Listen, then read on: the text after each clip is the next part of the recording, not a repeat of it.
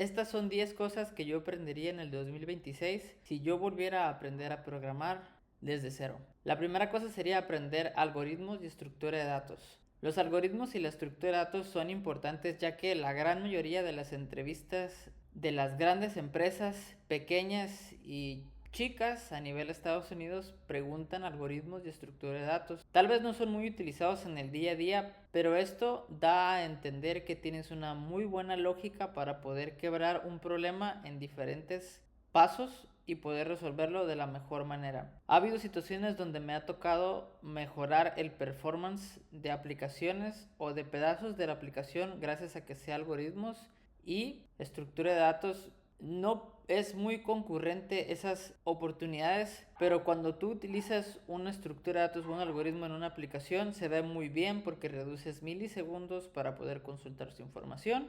Y por supuesto se ve grandioso porque el código está muy bien estructurado y es una muy buena solución. Esto es un punto importante. Yo empezaría practicando con LeetCode, con HackerRank, con CodeWars para poder mejorar mi lógica. Otro punto importante es que los ingenieros del día de ahora ya no le toman tanta importancia a ese aspecto. Piensan que la inteligencia artificial ya lo hace por ellos. Cuando las entrevistas no te dejan utilizar inteligencia artificial, por lo que sigue siendo importante el comprender el cómo y el porqué del uso de una estructura de datos. La número 2 es realmente resolver un problema y no basarme solamente en proyectos vacíos. Esto tiene mucho que ver con lo que está pasando ahora. Ya no importa qué tantos frameworks hayas utilizado en tu experiencia, ya no importa qué tantos proyectos hayas hecho de manera mock, como por ejemplo consultar una API de películas, como consultar una API de el clima. Eso ya no es interesante, ya lo hace la IA por ti. Ahora más bien están tomando en cuenta qué tantos problemas has resuelto en tu comunidad, en tu localidad y si has escalado estos sistemas. Esto porque ya en el 2026 no es importante el aventar código,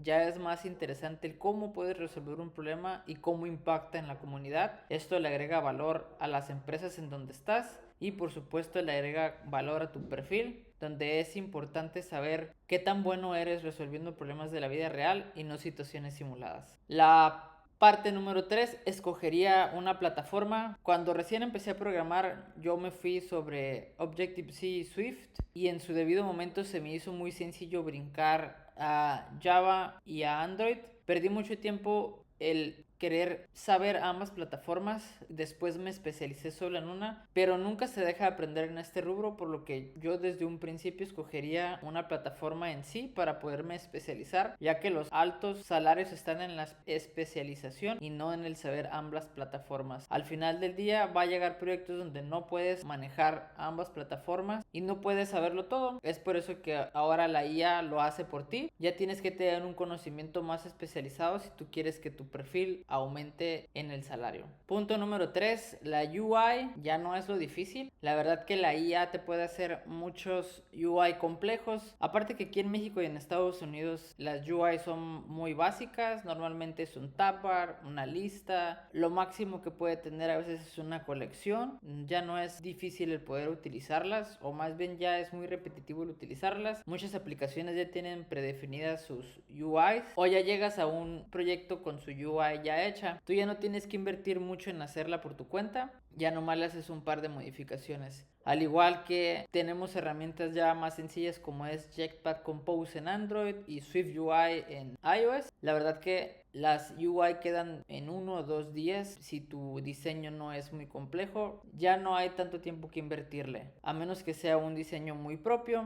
Igual creo que los desarrolladores de web tienen React Native que te hace ambas plataformas en un solo código, pero al final del día es brincar entre tres códigos, tanto iOS como Android como React Native, que es JavaScript y TypeScript. No lo recomiendo, eso va muy con el punto número 2. Todo lo reactivo te va separando de realmente ser un desarrollador móvil puro. La parte número 4, aprendería arquitecturas desde el número 1 y no me casaría con Clean Code y Solid. La verdad que las arquitecturas me han ayudado demasiado escalar en mis puestos. Siempre existe el desarrollador que está endiosado con Clean Code o que está endiosado con Solid, pero en empresas americanas muy grandes normalmente le ponen un sello muy propio a alguna cosa. Una de ellas es el tipo de arquitectura que tienen. Aunque parezca que hagan sobre ingeniería, es interno. Muchas veces rompe con con todos los principios Solid, con todo lo que es Clean Code, y realmente levantar la mano y decirlo no causa un gran impacto, simplemente te vas a estar peleando con los desarrolladores que están más arriba que tú o que tienen mucho más tiempo para al final acostumbrarte a su arquitectura. El conocer las arquitecturas te da un amplio conocimiento y una gran perspectiva de por dónde va el código y el proyecto. No trates de casarte con una y siempre sea abierto a escuchar diferentes puntos de vista en arquitecturas, porque es muy cierto que no hay arquitectura perfecta, que todas son válidas, pero algunas creo que no deberían de ser tan estrictas, ya que para una u otra situación siempre vas a ocupar más de una arquitectura.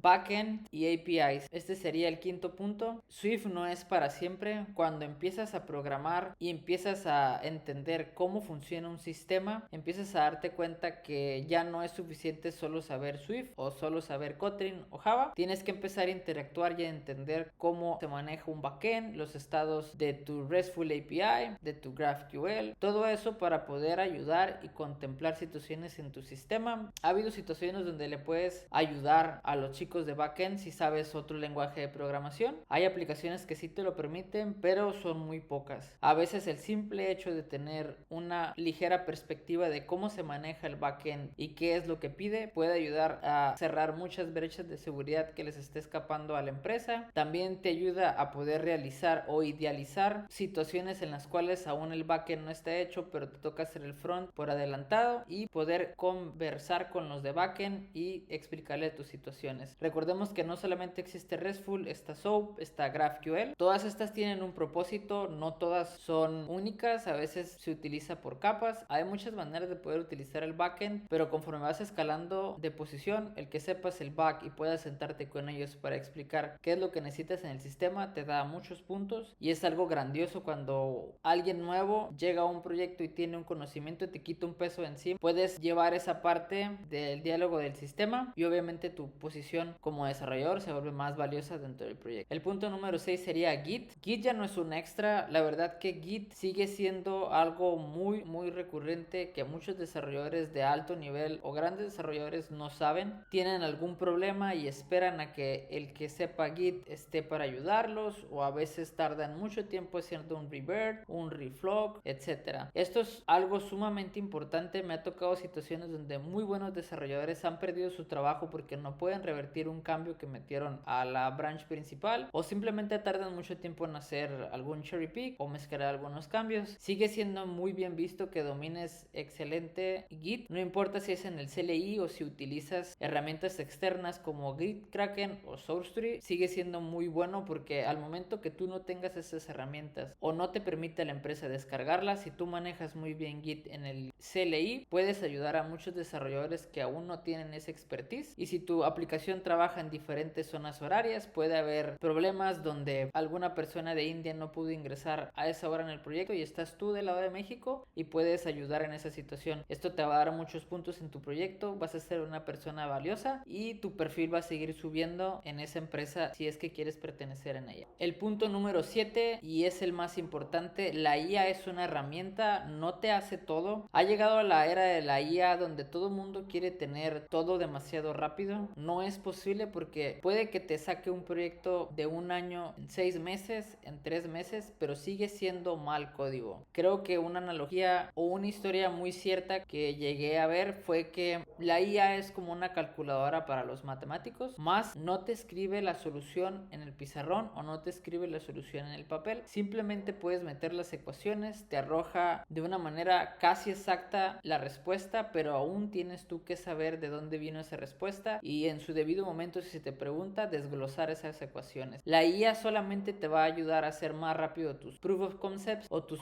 propuestas para poder darle valor a una empresa, pero tú tienes que explicar el por qué, cómo, cuándo y dónde sería idóneo esas herramientas y esos proof of concepts. La verdad que la IA sí te ayuda mucho. Los puestos juniors van a dejar de existir porque la IA es como un junior con mucha hiperactividad, te va a arrojar todo, te va a reestructurar todo el proyecto, pero muchas veces no es lo que tú necesitas algo más limpio, algo más acertado, y la IA no tiene esa posibilidad. Al igual que si uno de tus nodos o alguna de tus cosas se llega a romper y tú no tienes idea, no vas a poder enfrentar esa situación. Entonces la IA solamente es una herramienta y te da una falsa percepción de que vas avanzando cuando realmente te vas siendo flojo. Hace poco entrevistamos a un desarrollador que pensaba que podía hacer trampa en una entrevista. Nos dimos cuenta que estaba utilizando IA. Cuando dejó de usarla le dimos la oportunidad de seguir en la entrevista y no supo responder partes sencillas de un proyecto que se hace a diario. Es por eso que yo utilizaría la IA solo en ciertas situaciones, no todo el tiempo, y claro que puede potencializar tu perfil siempre y cuando sepas usarlo. El punto número 8 sería el testing y la calidad de tu código. La verdad que esto es algo que ya tiene mucho tiempo siendo un punto importante. El testing es lo mejor que puedes hacer, probar todo tu código, probar diferentes workflows, pedazos de tu workflow, etcétera. Invertiría mucho tiempo en testing, en entender cómo es que se hacen estas pruebas. Para esto hay muchas metodologías y así como muchas maneras de probar. Está el event testing, está el end-to-end testing, el smoke test, está uno donde se le inyectan dependencias para poder ir probando workflows. No recuerdo en este momento cómo se llama, pero todos esos testing son interesantes e importantes en una entrevista porque al momento de tú saber por lo menos 3, puedes ayudar a probar tu aplicación que no falle. Últimamente se ha utilizado en las empresas que ya no haya QA, todo es manual o automatizado, entonces comprender ese tipo de testing te va a ayudar mucho a potencializar tu perfil. Al igual que no nomás existe herramientas para el código, también existen herramientas para el testing. Están los A/B tests donde prueban un flujo A o un flujo B para cierto cúmulo de usuarios. Esto se usa para poder ver qué tanto impacta el color de un botón, una pantalla en diferente estilo y qué es lo que atrapa más al usuario.